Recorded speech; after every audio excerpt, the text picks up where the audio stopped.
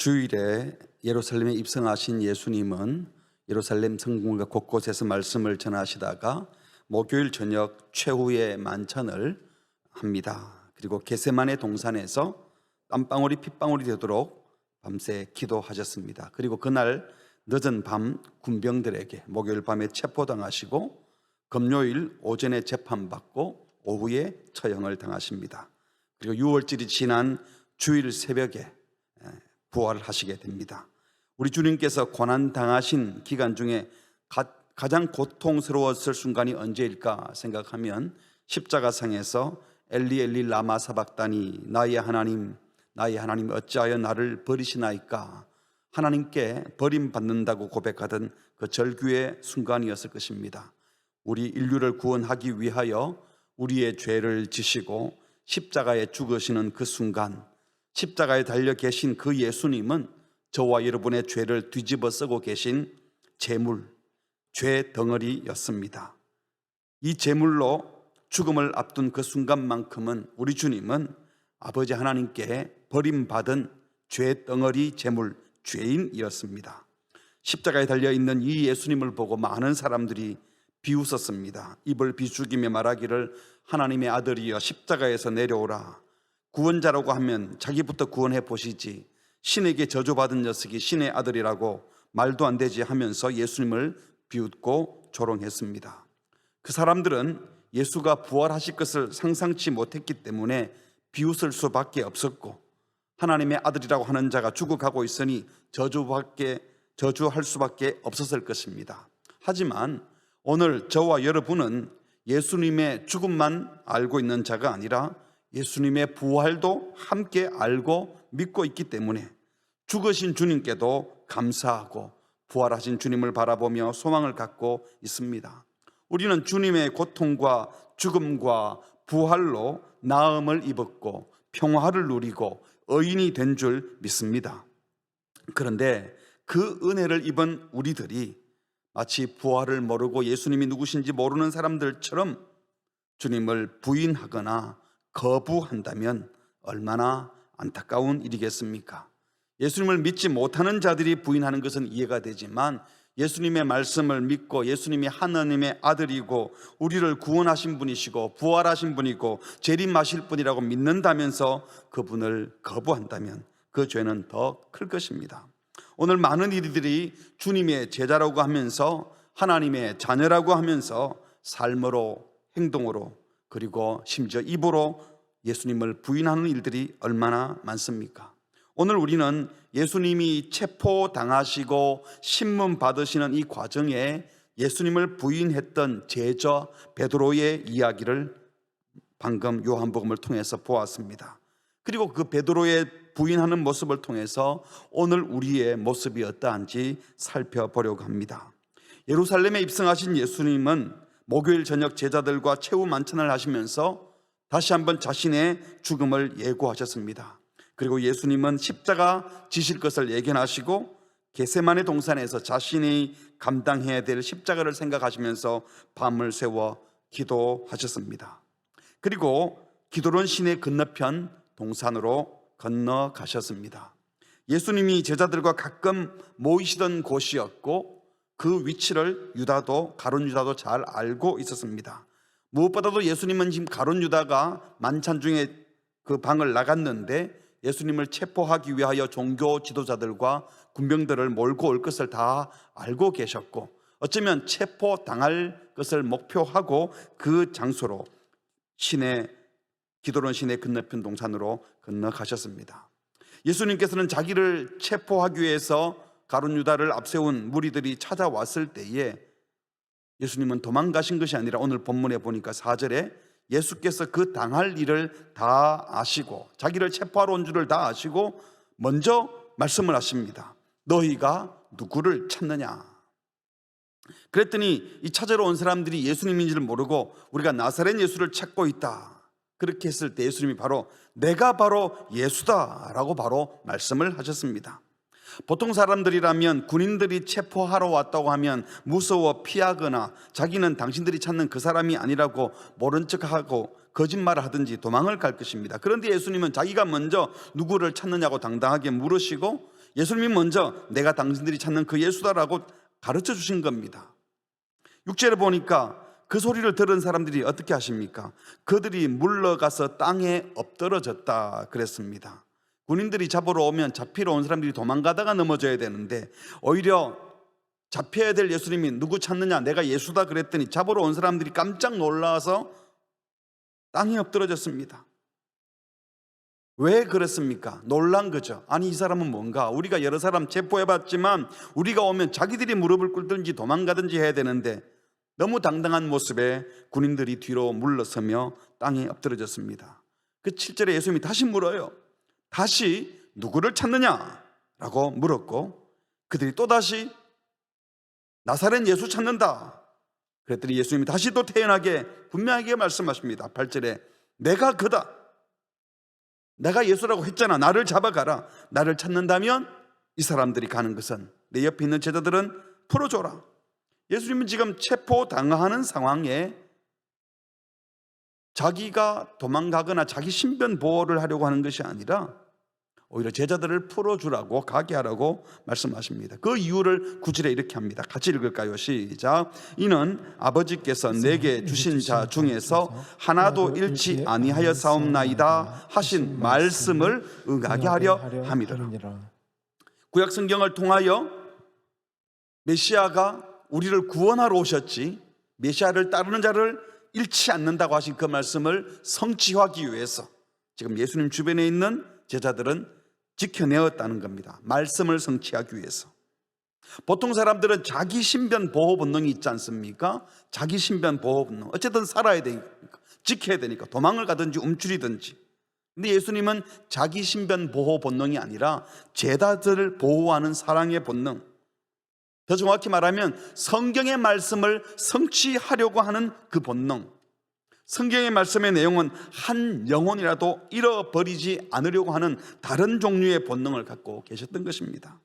악한 자들이 예수님을 체포하러 왔지만 예수님은 엄격히 말하면 체포당한 것이 아니라 하나님의 뜻을 이루시기 위하여, 우리의 구원을 이루기 위하여 스스로 순종하며 스스로 결박당하셨습니다. 그랬기에 예수님은 제자들이 자기와 함께 체포당하는 것을 면하게 해주시려고 먼저 누구를 찾느냐고 2번이나 물으시면서 내가 찾는 자이니 나만 체포하라, 내가 예수니 나만 잡아가고 저 사람들은 풀어주라고 부탁을 하신 겁니다. 예수님은 이렇게 십자가에 잡혀가는 그 순간에도 제자들을 지켜주려고 했고 제자들을 보호하려고 했습니다.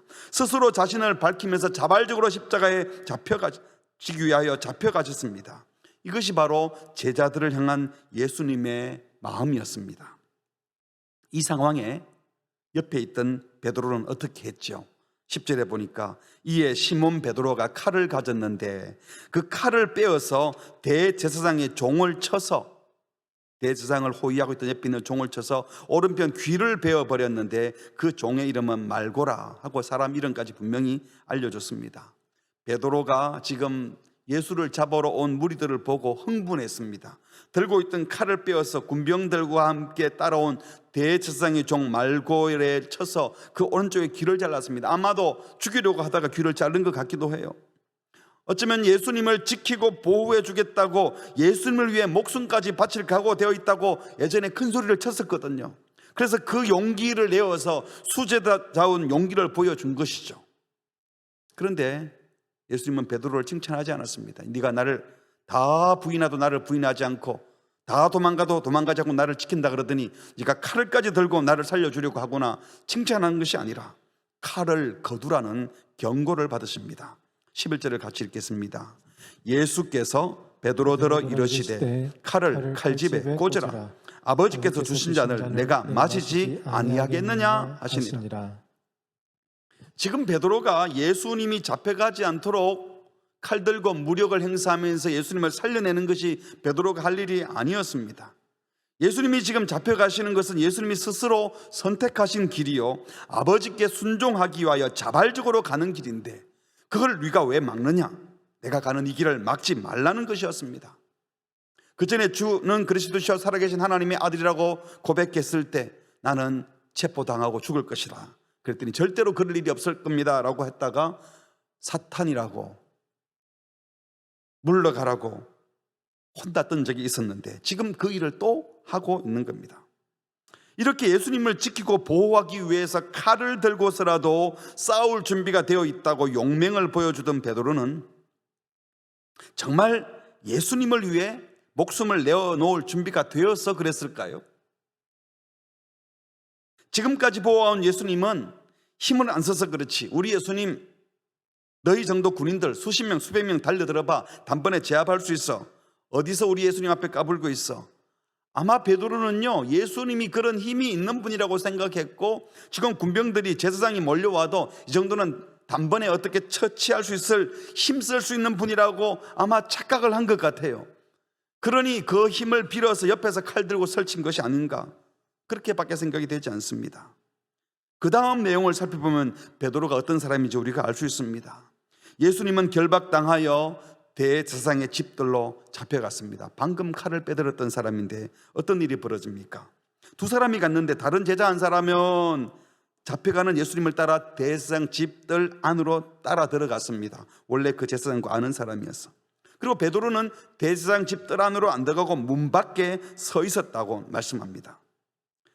12절부터 16절 사이의 내용입니다. 그래서 다른 제자가 문 지키는 여자 보고 저 밖에 있는 베드로도 들어오게 말해라 하고, 다른 제자가 먼저 제사장 뜰 안에 들어갔고 예수님을 곁에 보고 있다가 따로 들어오지 않은 베드로, 아마 겁나서 밖에 있었던 것 같아요.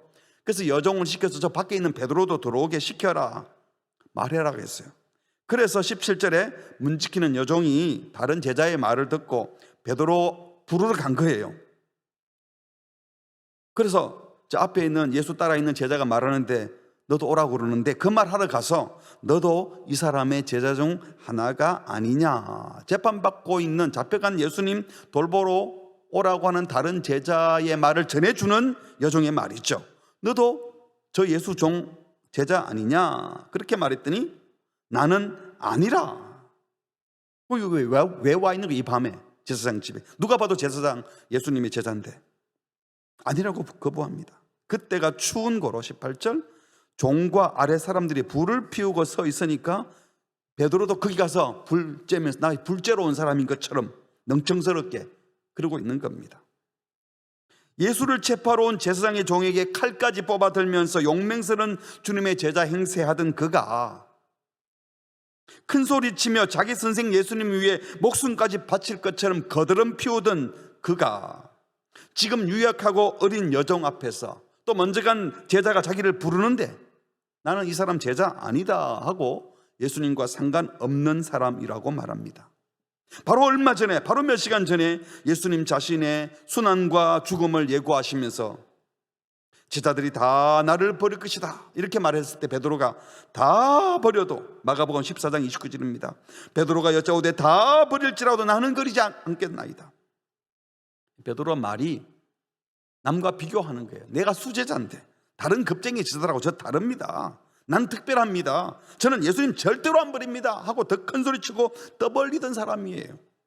이렇게 큰 소리 치는 베드로에게 주님이 그때 이미 말씀하셨거든요. 30절에 예수께서 이르시되 네가 제일 큰 소리 치는데 내가 너한테 말하는데 이 밤, 바로 이 밤 닭 울기 전에, 닭 2번 울기 전에 네가 3번 나를 부인할 거야.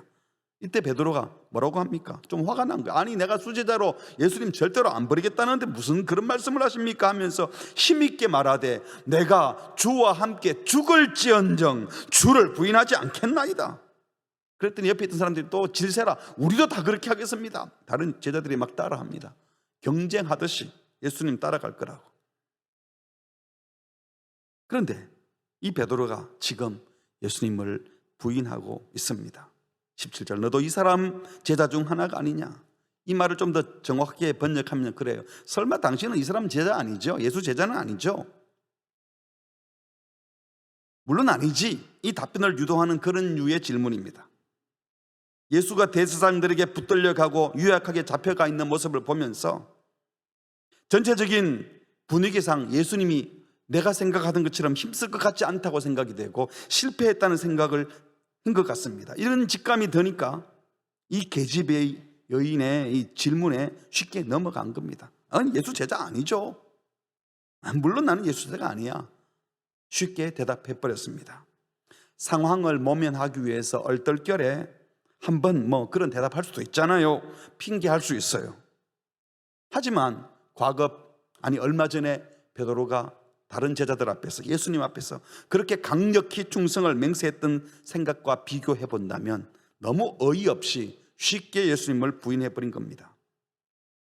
마가복음의 기록에 따르면 이 첫 번째 질문에 베드로는 이렇게 대답했다고 되어 있습니다. 베드로가 부인하여 이르되 나는 네가 말하는 것이 무슨지 알지도 못하고 깨닫지도 못하겠노라 하며 앞돌러 갔다. 뭔 소리 하는 거예요? 예수가 누구예요? 도대체 뭔 말인지 모르겠네요. 금시초문인 것처럼 예수님과는 아무 상관없는 사람 행세를 했다고 기록합니다. 그리고는 종과 하숙들이 숯불 쬐는 데 끼어서 마치 불 쬐고 온 사람인 것처럼, 그리고는 아무 일 없었던 것처럼 연극하고 서 있습니다. 천년덕스럽게 서 있으라고 노력했지만 속으로는 심장이 콩닥콩닥 뛰며 얼마나 힘들었을까요? 내가 무슨 소리 한 거야? 내가 왜 이러고 있지? 그리고 이런 생각을 했을지 모릅니다. 아니, 오병이어로 5,000명을 먹이던 그 예수님은 어디 가신 거야? 안전뱅이를 일으키고 소경의 눈을 띄고 무리를 걸으시고 죽은 자도 살리시는 그 예수, 나 같은 범생 여부가 밤새도록 잡지 못하던 고기를 기적적으로 잡게 하시고 만선이 되게 하시던 초자연적인 역사를 일으키던 그 예수님은 어디 가신 거야? 아니, 이 군병들 앞에서 왜 아무 일도 안 하시고 이렇게 잡혀오신 거야? 나는 예수님이 이렇게 허무하게 체포당하고 잡혀가리라고는 상상도 못했는데, 저렇게 유약한 죄수의 모습으로 도살장에 끌려가는 나약한 이 양처럼 초췌하게 변할지는 상상도 못했는데, 아니, 우리 예수님이 원래 저런 분이셨나? 그러면서도 동시에, 하지만 저 예수님이 나를 얼마나 아끼고 사랑해 주셨는데 내가 이렇게 배신을 하다니, 도대체 내가 지금 무슨 말을 하고 있는 건지, 나도 내가 이럴 줄 몰랐는데 도대체 앞으로 우리 제자들은 어떻게 되고, 예수가 저렇게 잡혀가버리면 우리 인생은 끝나고 3년 동안 따라다닌 것은 다 헛것이 되는 건가? 메시아인 줄 알고 따라왔는데 그래도 저 예수는 나를 얼마나 아끼고 사랑해 주셨나? 저렇게 잡혀갔지만, 나는 배신하지만 저분은 나를 참 아껴주신 분인데 내가 어떻게 해야 되는 거야? 예수님은 어떻게 되는 건가? 예수가 메시아가 아닌 건가? 정신이 없고 고민이 되었던 겁니다. 그런데 이때 또 누가 묻습니다. 25절, 시몬 베드로가 서서 불을 쬐더니 사람들이 묻되 너도 그 제자 중 하나가 아니냐? 그랬더니 또 이번에는 엉겁결에가 아니잖아요. 고민하고 생각하고 시간이 있었을 텐데 한 번도 아니고 두 번째 또 부인하고 말았습니다. 나는 아니라. 엉겁결이 아니었습니다.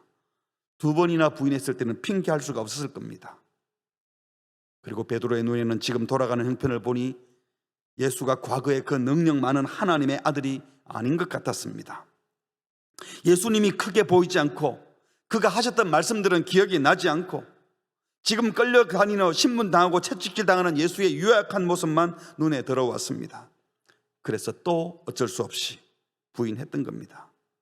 그러면서도 영혼 깊은 곳에서는 그래도 내가 그렇게 따라다녔던 예수, 나를 사랑했던 예수를 이렇게 부인하면 안 되는 건데 괴로움과 안타까움으로 힘이 들었을 것입니다. 그런데 두 번 부인으로 끝나지 않았습니다. 바로 그때 바로 그 옆에 있던 사람이 또 묻습니다. 26절, 대제사장의 종 하나는 베드로에게 귀를 잘린 사람의 친척이라. 귀를 잘렸던 그 말고, 그런데 그 사람의 친척이 그 사람과 함께 동산에 있는 것을 내가 보지 않았느냐. 그 당시 현장에 있었던 사람이었는 거예요. 귀 잘린 사람의 친척이 그 현장에 있었는데 내가 그때 봤는데, 하필이면 그 현장에 있었던 사람의 일가인 그 사람이 지금 나타나서 네가 그 사람과 함께 동산에 있는 거 내가 보았다 하면서 추궁을 합니다. 뭐 아니라 그래? 왜 예수 제자 아니라 그래? 사실 그 사람들이 무슨 재판권이 있는 것도 아니에요. 그 사람들이 무슨 고발한다고 하면 큰일 날 것도 당장이 아닙니다. 예수님과 함께 있었다고 해서 당장 다 잡혀가는 것도 아니에요. 그러나 베드로는 무서웠습니다. 겁쟁이가 되어버렸습니다. 예수께서 저렇게 끌려갔으니 예수를 가장 열심히 쫓아다니던 나도 잡혀갈지도 몰라라는 혼자 상상을 하고 걱정하고 두려워하고 있는 겁니다. 그래서 또 부인하고 말았습니다. 이 같은 사건을 마가복음 14장에서는 이렇게 기록했습니다. 70절 71절, 또 부인하더라. 조금 후에 곁에 서 있는 사람들이 다시 베드로에게 말하되 너도 갈릴리 사람이니 참으로 그 도당이니라. 그러나 같이 읽을까요? 시작. 베드로가 저주하며 맹세하되 나는 너희가 말하는 이 사람을 알지 못하노라 하니. 그냥 응급결에 한 것도 아니고요, 무서워서 그냥 피하려고 대충 한 것도 아니라 정말 살려고 예수님을 죽이고 있는 겁니다. 부인하고 맹세합니다. 절대로 모른다고, 무슨 소리냐고 저주하며 맹세했대요. 이렇게 3번 부인했을 때 오늘 본문 27절, 곧 닭이 울더라. 베드로에게 들린 이 닭 울음 소리는 자신이 그렇게 큰 소리 치고 자랑하던 그 용맹스러움, 그 담대함이 얼마나 쓸모없는 만용이고 엉터리고 거짓이었는지를 깨닫게 하는 경종이었을 것입니다. 입만 살아있었던 거죠. 실제로 예수님을 믿은 것이 아니라 자기가 그리던 예수, 힘센 예수, 강한 예수를 그리고 그 예수님 곁에 있으니까 큰 소리 한번 쳤던 것이고, 그분이 쓰러지고 넘어지는 것처럼 보이니까 포기한 겁니다. 이제 하나님의 뜻을 받들어 인류의 죄를 지고 십자가의 고통을 감당하셔야 될 예수님에게 베드로의 행동은 어떻게 비쳤을까요? 베드로의 이런 모습을 통해서 오늘 저와 여러분에게 주시는 말씀을 몇 가지로 정리해 보았습니다. 먼저 주님은 베드로에게, 그리고 저와 여러분에게 똑같이 말씀하실 겁니다. 나는 너를 지키고 보호하려고 그렇게 애를 써왔건만 너는 도대체 나를 뭐로 생각하고 있는가? 나는 너만 생각하고 어떻게 쓰든 너를 구원하려고, 너를 사랑하여 십자가에서 죽기까지 사랑하려고 지금 하는데 너는 지금 무엇을 하고 있느냐? 이 질문에 대답할 준비를 해야 합니다. 너는 뭘 하고 있느냐? 내가 널 위해 목숨까지 바치려고 하는데 너는 무엇을 하고 있느냐? 우리는 이런저런 실수할 때마다 베드로처럼 어쩌면 상황이 그래서 어쩔 수 없었어요, 응급결에 본심은 아닌데요, 변명하고 싶을지 모릅니다. 사실은요, 응급결에 하는 말이 그게 진심이에요. 나도 모르게 한 말이 그게 진심이라고요. 한 번 그랬으면 모르지만 2번, 3번 우리는 주님을 부인하고 있지 않습니까? 그러고도 실수라고 말할 수 있을까요? 물론 우리가 주님을 대놓고 난 예수는 안 믿어 이렇게 말씀하는 분은 별로 없을 겁니다. 그러나 우리의 삶 속에서 주님의 말씀에 순종하지 않는 것이 사실은 주님을 부인하는 겁니다. 예수님을 믿지 못하니까 예수님의 말씀에 순종하지 않는 거죠. 누군가 나에게 계속 사랑과 용서를 베풀어 주는데 계속 받아 먹기만 하고 그를 위해 은혜 갚을 생각하지 못하는 이 배은망덕한 삶을 살고 있다면 이건 그 사람에게만 배은망덕한 것이 아니라 주님께서 베풀어 주시는 사랑에 반응하지 못하는 행태를 취하는 겁니다. 우리에게 은혜 베풀어 주신 주님께 감사하고 주님을 위해 살고 있다면 지금 나에게 은혜 베풀어 주는 그 사람에게도 은혜를 갚을 줄 알고, 내게 사랑 베풀어 주신 부모님과 남편과 아내와 형제에게, 지금 내 주변에 있는 사람들에게 주님의 말씀을 따라 사랑을 실천하고 있지 않다면, 주님이 좋은 말씀 하긴 했지만 꼭 그렇게 살 수는 없잖아요. 베드로와 마찬가지로 주님을 부인하는 겁니다. 주께서 베푸신 은혜를 기억하며 똑같이 은혜를 베풀 줄 아는 자가 될 수 있기를 주의 이름으로 축복합니다. 2번째로 베드로는 예수님이 하셨던 말씀을 믿지 않고 지금 자기 판단을 더 믿고 있는 겁니다. 지금 눈에 보이는 현상만 본 거죠. 약한 모습, 쓰러지는 모습. 그러나 주님이 하셨던 말씀을 기억해야 됩니다. 과거 예수님이 하셨던 말씀이 무엇입니까? 나는 고난받으러 왔다, 죽으러 왔다, 그리고 부활할 거다. 이를 위해서 나는 섬기러 왔다고 말씀하시고, 그 일을 위해서는 기적도 일으키시고 초전적인 역사도 일으키셨지만 자기 보호를 위해서 그렇게 하러 오신 분이 아니었습니다. 그런데 베드로는 예수님이 하셨던 말씀, 예수님이 친히 베푸시던 그 능력, 하나님의 아들로서 어떤 일을 하셨는지를 새까맣게 잊어먹어버리고 지금 눈앞에 체포당하시는 예수님, 끌려가는 예수님만 눈에 들어온 겁니다. 분명 순환을 예고하셨고 죽음과 부활도 예고하셨지만 그 말씀은 하나도 기억이 안 난 겁니다. 그냥 끌려가는 예수님 보니까 끝났다고만 생각한 겁니다. 그래서 주님을 부인한 거죠. 우리는 지금 뭘 보고 있고 뭘 듣고 있습니까? 내 눈에 내 짧은 경험으로 내 인생에 있어서 하나님이 하신 일들이 실패처럼 느껴졌다고 해서 마치 주님이 실패한 것처럼, 또 주님이 계속 실패할 것처럼 착각하고 있지 않습니까? 지금 주님이 내 눈에 보이지 않고 내가 원하는 방식으로 힘을 써주지 않고 일하지 않는 것처럼 생각되어서 예수님이 나를 잊었다고 생각하며 예수님을 부인하고 있지 않습니까? 사랑하는 성도 여러분, 지금 눈에 보이는 현상, 내 육신의 눈으로 볼 수 있는 것만 보지 마시기 바랍니다. 내가 경험해온 것이 결코 전부가 아닙니다.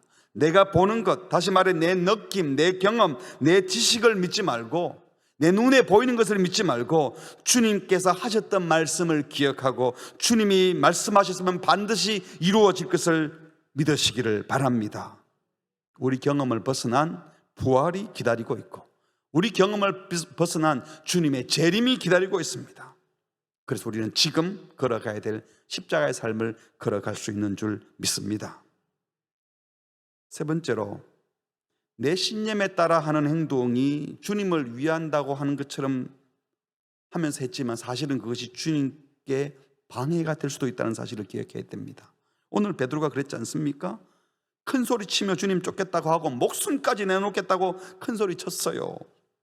그런데 정작 그는 목숨은커녕 주님을 모른다고 부인합니다. 예수님을 위해 칼을 빼들고 굉장히 정의로운 사람인 것처럼, 나는 불의를 참지 못한다, 나는 정의를 위해서 힘을 쓰는 사람이다 하며 예수를 체포하려는 자들을 저지하려고 했지만 주님께 어떤 말을 들었어요? 칼 집에 꽂아라. 아버지께서 주신 자들 내가 맞이지 아니하겠느냐. 베드로의 행동은 너무 즉흥적이었습니다. 주님을 위해 목숨까지 내놓을 각오가 된 사람처럼 말하고 행동했지만 그 행동은 주님을 위한 것이 아니라 자기를 위한 것이요, 주님을 방해하는 일이었습니다. 말은 주님을 위해서 한다고 했지만 그 내면 깊은 곳에는 내가 그린 이 예수가 이때는 힘 써줄 거니까 내가 옆에서 한 번 더 칼 잡고 폼 잡으면 가장 힘있게 예수님 돋는 행동을 했던 나에게 더 많은 힘을 줄 거야. 예수가 힘이 세다고 생각할 때, 예수가에게서 뭐라도 나올 것 같을 때는 예수를 위한다고 하고 칼도 빼들고 큰 소리도 쳤던 거예요. 그렇지만 예수님이 나한테 방해가 될 것 같고 예수님을 쫓다가 나도 잡혀갈지도 모른다고 생각할 때는 미련 없이 포기하고 부인하고 심지어 저주까지 하는 사람이 베드로였습니다. 그는 주님을 위한 것이 아니라 자기를 따르고 있었습니다. 앞에서 말했던 주를 위해서 헌신한다고 하는 그 말이 다 사실은 자기 신념을 따르고 자기 방식으로 사랑을 표현한 것이죠. 오늘 우리들도 주님을 따른다고 하는데 우리 방식으로 사랑을 표현하고 우리 방식으로 사랑한다고 말했는데 실제로는 사랑이 하나도 전해지지 않는 경우가 얼마나 많습니까? 주님을 위해서만이 아니죠. 자녀를 사랑하는 것도 그래요. 부모가 자녀를 사랑한다고 했는데 사랑을 표현을 많이 한 것이 제대로 된 사랑 표현이 안 되어서 오히려 더 힘들게 하는 경우가 얼마나 많은지 몰라요. 자식들도 부모의 마음을 헤아리지 못해서 효도한다고 하는데 효도가 아닌 경우가 많고 효도를 안 하려고 하는 경우도 많죠. 배우자도 마찬가지입니다. 우리가 제자 훈련하면서 5가지 사랑의 언어라는 책도 읽지 않습니까? 배우자를 사랑할 때는 내 언어로 사랑하면 안 된다고 그랬잖아요. 사랑받을 사람이 언제 사랑을 느끼는지 알고 그들이 느끼는 방식을, 그들이 경험하는 방식의 사랑을 내가 불편해도 그 사랑의 언어를 사용해야 되지만 우리는 우리 본능에 충실하고 내 방식으로 사랑하는 거예요. 그런데 사실 그것은 내 방식의 사랑은 상대방을 사랑하는 것이 아니라 그냥 내가 하는 대로 하는 겁니다. 그래서 그들의 필요를 채워주는 것이 아니라 내 욕구를 충족시키는 거예요. 내 할 일 다 했으니까. 그렇게 해서 나는 열심히 사랑했다, 나는 땀 흘리며 일했다, 내가 할 말을 다 했다, 내가 다 했잖아 라고 하는데 저쪽은 외로워하고 힘들어할 수 있다면 잘못된 것이죠. 오늘 베드로가 하는 짓이 딱 그것이었습니다. 자기 방식으로 사랑했지만 주님께는 사랑이 전달되지 않았고 주님의 일은 오히려 망치는 일을 했던 겁니다. 오늘 사랑하는 모든 성도님들, 오늘 이 베드로의 모습을 보면서 우리의 사랑이 어떠한지 돌아보셨으면 좋겠습니다. 뜨겁게 열심히 사랑하기 전에 제대로 사랑할 수 있기를 바랍니다. 다른 사람의 형편을 살피라는 겁니다. 여러분 앞에 있는 그분의 마음을 살피라는 겁니다. 그냥 한다고 되는 것이 아니라. 마지막 4번째로, 나는 지금 예수를 내 삶의 온전한 주인으로 고백하고 있습니까? 베드로가 어떻게 해서 이렇게 순식간에 돌변해 버렸죠? 그 용기와 담대함은 어디로 가고 맥 빠지고 나약한 사람이 되어버렸습니까? 왜 베드로는 그래, 네 말이 맞다, 나 예수 제자야 라고 과감하게 말하지 못했을까요? 우리 자신을 가만히 돌아보면 우리는 결코 베드로를 비판하고 욕할 만한 자격이 없음을 압니다. 우리도 수시로 배반하지 않습니까?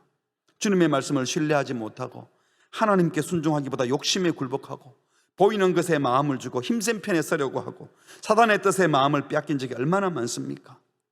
지난 주일 말씀대로 강한 자가 나오면 무릎 꿇고 고개 숙이고 조금이라도 약해 보이면 함부로 말하고, 우리가 그것이 주님을 부인하는 행동인 것입니다. 주님을 부인하는 가장 큰 이유가 무엇입니까? 왜 주님을 부인하죠? 주님의 말씀을 신뢰하지 않았기 때문입니다. 육신의 눈으로 보이는 것으로 모든 것을 판단했기 때문입니다. 말씀하신 주님을 신뢰하지 못하고 자신의 육신적인 생각이 자기를 지배했기 때문입니다. 이것이 바로 불신입니다. 베드로가 믿었던 예수는 기적을 행하시는 메시아, 하늘의 능력과 권력으로 세상을 통치하는 메시아였기 때문입니다. 그러나 그 메시아, 그 예수가 인간의 재판정 앞에 나약하게 서 있는 모습을 보고 사태가 그에게 불리하게 돌아가는 듯이 보이니 그를 포기한 것입니다. 예수는 원래 십자가에 죽으러 오신 분이건만 베드로는 다른 예수를 기다리고 있었습니다. 다른 예수를 기대하고 있었습니다.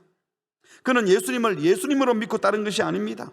자기가 그려놓은 예수, 자기가 바라는 예수, 자기가 기대하는 예수를 따르고 있었습니다. 자기의 그 기대, 자기의 바람에 미치지 못하자 예수를 버린 것입니다. 결국 그는 예수를 믿은 것이 아니라 자기의 기대를 붙들고 있었습니다. 자기의 기대는 결국 이기심, 자기 욕심이었습니다.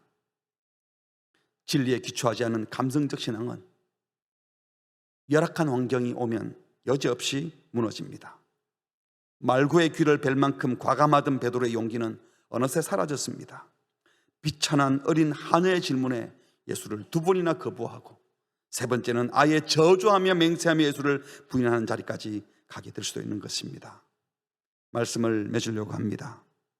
우리 안에도 베드로의 마음이 있습니다. 은혜 받고 기뻐할 때에는 주님을 위해 죽을 것 같다가도, 왜? 당장에 나한테 뭔가 주셨으니까. 그러다가 어느 순간에 전혀 다른 모습으로 주님을 배반하고 외면하는 경우가 얼마나 많았습니까?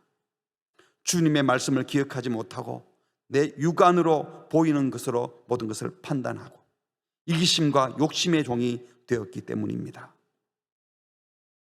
내 신념을 따르고 주님의 뜻을 몰랐기 때문에 그랬던 겁니다. 주님이 물으십니다. 내 너를 위하여 모든 것을 주었는데 너는 지금 나를 어떻게 생각하느냐? 왜 나를 부인하느냐? 왜 보이는 것을 보고 겁을 먹고 내 말씀을 기억하지 못하고 있느냐? 왜 네 방식으로만 사랑하려고 하느냐? 왜 나의 말씀을 잊고 내 뜻을 쫓고 있지 않느냐?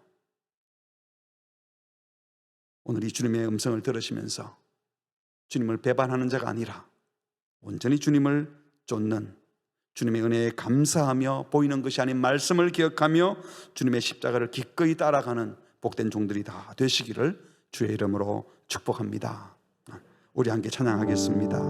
우리는 주님을 늘 배반하나 내 주 예수 여전히 날 부르사 그 참되신 사랑을 베푸시나니 내 형제여 주님을 곧 따르라. 오늘 베드로가 부인하는 이 현장의 모습을 보면서 우리도 그렇게 과격하게 주님을 따를 것처럼 하다가 실제로는 주님을 사랑해서 쫓은 것이 아니라 나를 사랑해서 쫓은 것이 다른 환경에서 드러나진 않았는지 우리를 돌아보며 주님 배반하지 않겠습니다.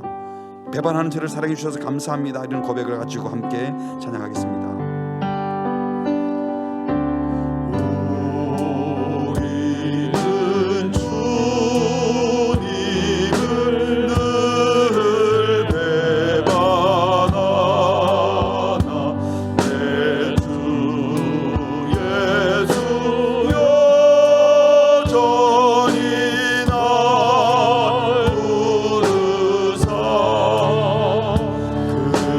참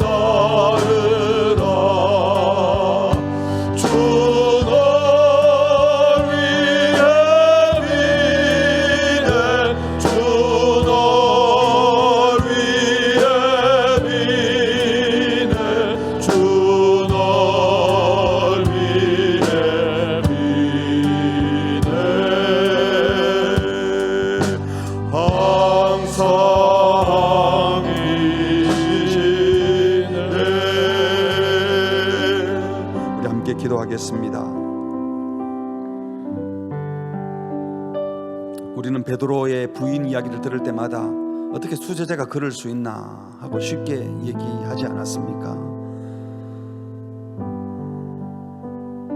그런데 사실 그 모습이 가만히 들여다보면 우리의 모습이었던 것 같아요. 목숨까지 내놓을 것처럼 큰 소리치고 내게 힘이 될 만할 때는 뭔가라도 할 것처럼 큰 소리치다가 당장에 내 눈앞에 조금만 어려운 상황이 펼쳐지면 예수님과 상관없는 사람인 것처럼, 은혜를 경험하지 못했던 사람인 것처럼, 부활이 없는 것처럼, 망하는 것처럼 살지 않았습니까?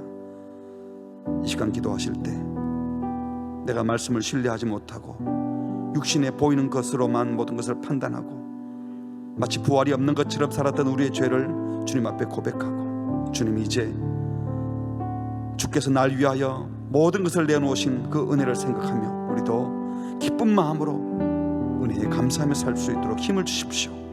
부활하신 주님을 바라보며 용기 있게 주님을 증거하는, 부인하는 자가 아니라 증거하는 자가 될 수 있도록, 예수의 정인으로 살 수 있도록 주여 은혜를 주시옵소서. 우리 다 함께 합심해서 기도하시겠습니다. 하나님 아버지,